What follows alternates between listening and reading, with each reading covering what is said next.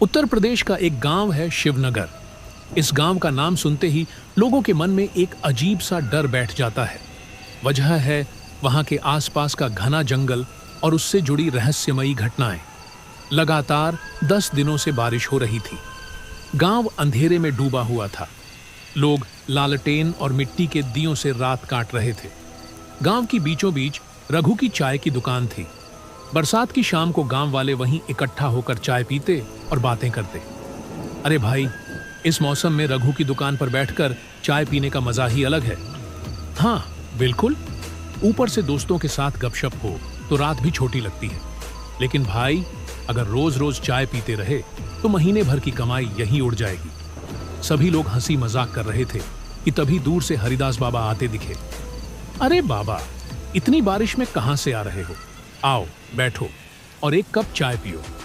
हाँ बाबा, साथ में हमें अपनी एक कहानी भी सुना दीजिए। बेटा, मैं कहानी नहीं सुनाता, जो बताता हूं वो सब सच्ची घटनाएं होती हैं। बाबा ने चाय का एक घूंट लिया और कहानी शुरू की। बरसात की वही रात थी। मैं अपने दोस्त धनंजय के घर जा रहा था। सीधा रास्ता बारिश से डूब चुका था, इसलिए जंगल से गुजरना पड़ा।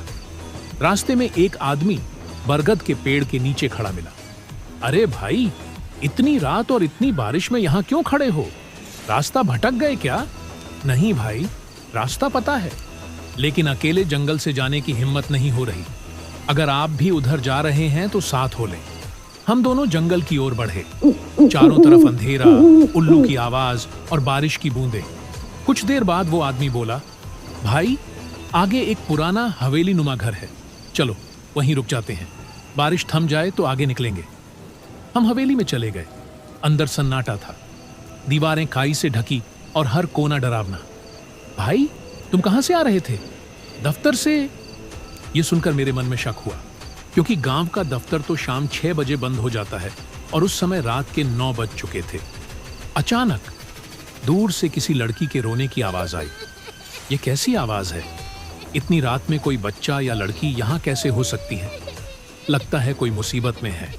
चलो पास चलकर देखते हैं। हम दोनों आवाज के पीछे पीछे घने जंगल में पहुंचे। तभी बिजली चमकी और मुझे एक औरत दिखाई दी, खून से लथपथ खड़ी।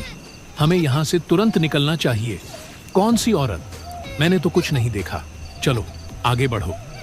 तभी अचानक एक पीपल का पेड़ हमारे सामने गिर पड़ा। मैं ठिठक गया। मेरे दादा कहते थे, रात को अगर पेड़ रास्ता रोक दे तो उसे पार मत करना। मैंने कदम रोक लिए। जल्दी आओ, खड़े क्यों हो? तभी तेज बिजली चमकी और उस आदमी का चेहरा बदल गया। उसकी आंखें लाल हो गईं और वही रोने गाने की आवाज उसके मुंह से आने लगी। हे भगवान, ये इंसान नहीं है। मैं जान बचाकर भागने लगा। पीछे उसकी डरावनी हंसी गूंज रही थी। भागते भागते आखिरकार जंगल पार हुआ और मेरा दोस्त धनंजय मिल गया। अरे तू कहाँ रह गया था? मैंने सोचा तू कहीं फंस गया। चल पहले घर चलते हैं, फिर सब बताऊंगा। घर पहुंचकर मैंने पूरी घटना बताई। यह सुनकर धनंजय घबरा गया। तू उस हवेली में गया था? वहां सालों पहले एक आदमी ने अपने परिवार सहित आत्महत्या कर ली थी। तभी से वहां अजीब घटनाएं होती रहती हैं।